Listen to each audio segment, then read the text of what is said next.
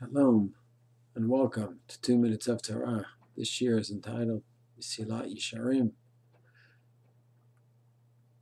Part 4. Mesilat Yesharim, Part 4. And we'll be looking at and analyzing Chapter 1 of Mesilat Yesharim. He starts off with an astounding line, quite shocking. He says the purpose of your klal chovat adam b'olamo. What's the purpose of mankind in this world? And he writes, Lo nevra ela letaneg al Hashem lano miziv shchinato. Man was created letaneg al Hashem, to have pleasure and simcha and happiness by being close to God. Lehano miziv shchinato, to have hana, pleasure from the radiance of the Shechina. Astounding line. That's what the Mussar book writes. That's what the goal of man is, basically to have simcha, have tanug, and being close to Hashem. He goes on to say that in this world is not the main place where we can have it. There's a lot of struggles in this world, and the main place we can have this is Olam Haba, in the future. This is the place where we earn it.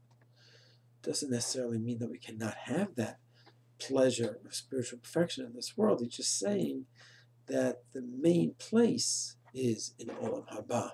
And I think if one takes a close look at the parak, you can see some statements that indicate that.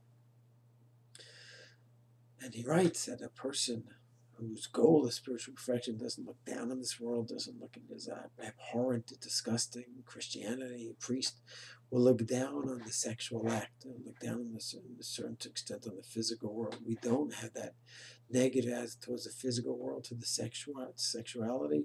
We look at every single part of this world, and the physical world is an opportunity for growth.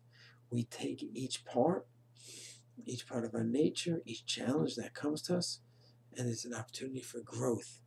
And when a person is involved in growth, that's a step in the direction of the Veikut Hashem, getting close to God, and that is a truly beautiful, enjoyable spiritual experience.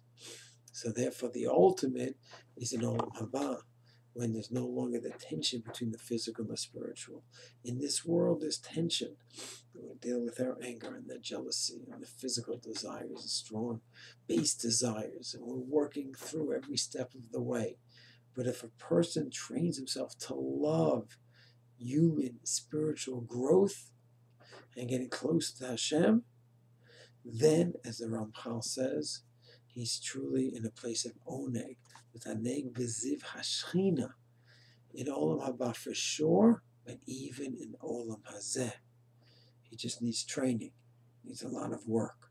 But if a person develops that kind of approach in life, it takes years to do that, then it can be an extremely meaningful, spiritually uplifting, and happy life, not only in Olam Haba, but even in Olam Hazeh.